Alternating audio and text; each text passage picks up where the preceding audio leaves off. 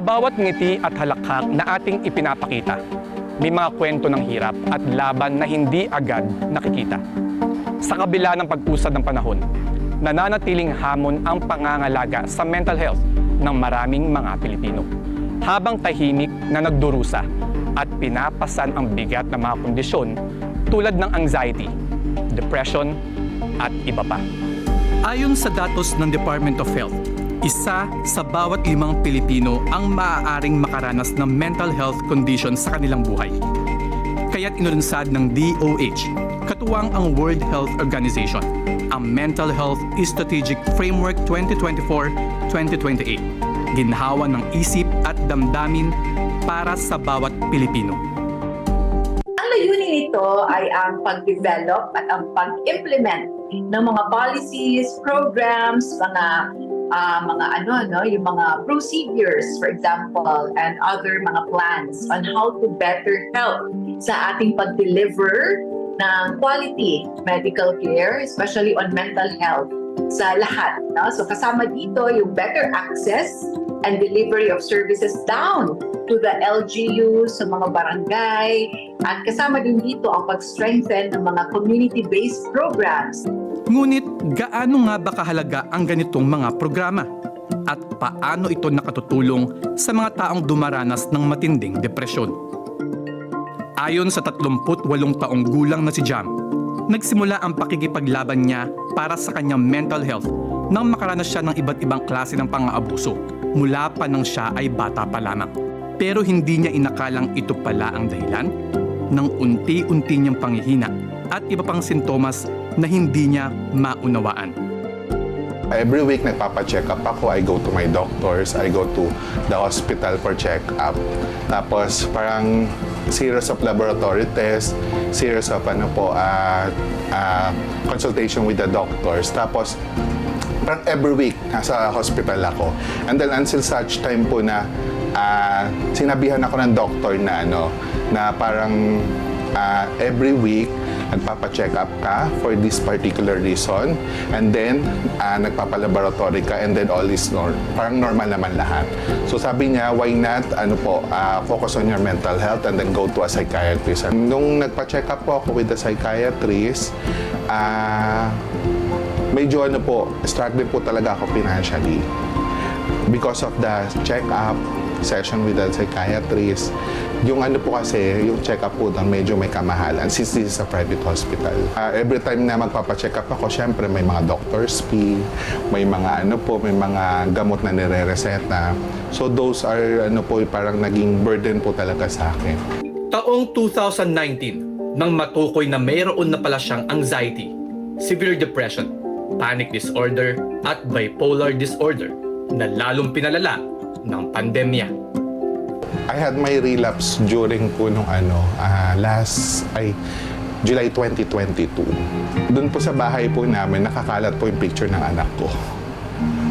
Yun po, para every time na naisip ko na gano'n, maisip po yung anak ko. Continuous pa rin po yung medication ko, pero meron instance na i-stop pag wala po talagang pera. Yun po yung problem ko.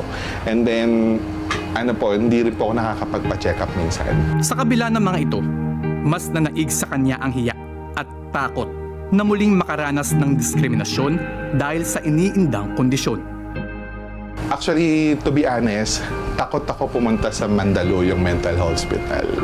Kasi po, yung concept po ng pag pumunta ka sa mental hospital, nakikita mo lahat. At saka pag yung thinking din ng ibang tao na once na mag-check up ka sa isang mental hospital, baliw ka na agad.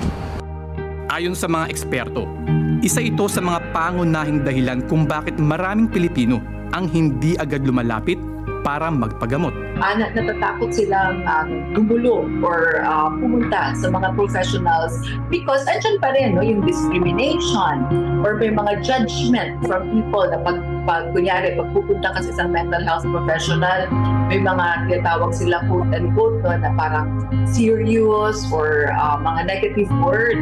Kaya naman sa tulong ng mga programang gaya ng Mental Health Strategic Framework, layunin ng gobyerno na gawing abot kamay ang mental health care para sa lahat ng Pilipino.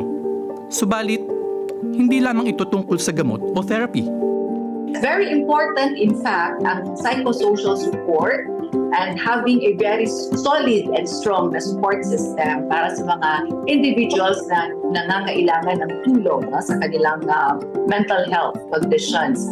Isang makabagong paraan ng pagtulong sa mga taong may mental health challenges ang isinusulong ngayon ng iba't ibang institusyon, ang Animal-Assisted Therapy.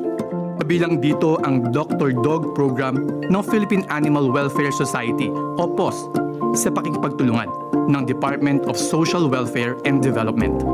Yung Dr. Dog program po, it's our animal-assisted therapy program. Ito yung mga nagpupunta kami sa mga cancer ward patients, sa mga home for the elderly, and then doon sa mga may mental health problems also, and then yung mga children with special needs, yung mga na-diagnose with autism, based naman sa mga studies abroad. So, mas bumibilis yung mga paggaling ng ating mga patients pagka meron silang animals dun sa kanilang facility or may mga nagbe-visit na animals. And then even on a personal level, we all have pets and most of us have pets. Alam natin na yung mga pets natin nakakababa ng stress, and then sila rin minsan yung reason na yung mga may mental health problems, they get up in the morning kasi may nangangailangan sa kanila.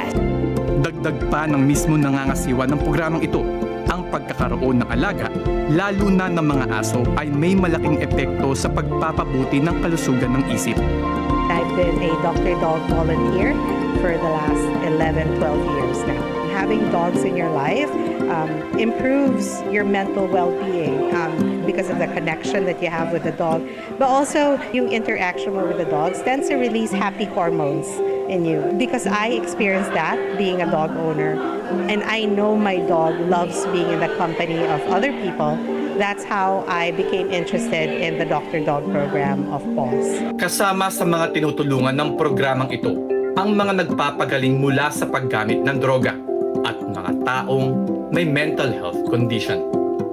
Ito kasi yung mga 18 and to 59 years old na mga women na nakaramdam ng abuse or possible na may mental health problems, diagnosed with mental health problems. And DSWD, ang kanilang objective is ma-incorporate din sila ulit sa ating environment or sa ating community, and with the help of the Dr. Dogs, mapabilis itong incorporation nila with the community.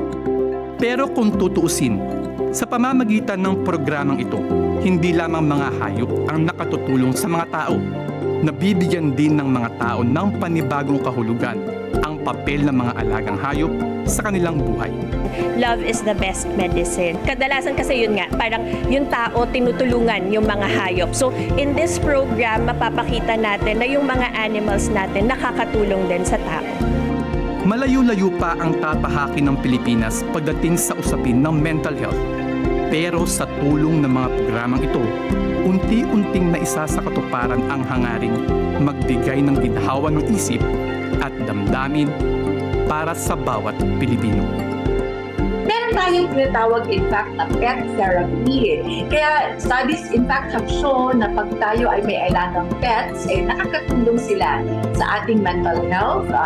Not just physically, kasi napapa-exercise din tayo. Psychologically, we feel na hindi tayo nag-isa kasi parang laging handang tumulong at makinig na without judgment. Socially, di ba? Marami tayong nag-meet na mga kapwa, mga pet lovers, pet owners, and it gives meaning and purpose sa buhay natin. I know we're doing something good for the community by sharing our dogs, but at the same time, it makes us feel good.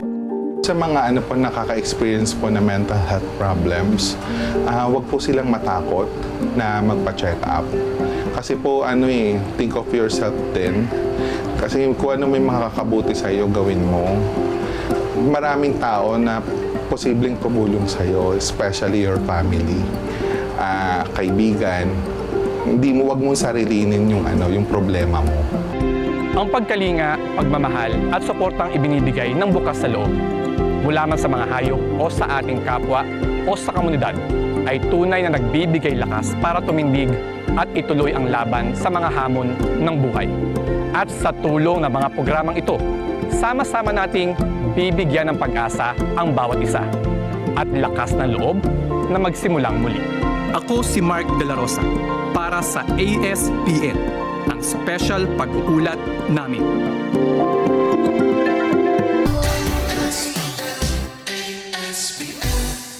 Let's get together. Sunnet 25. Sunnet 25.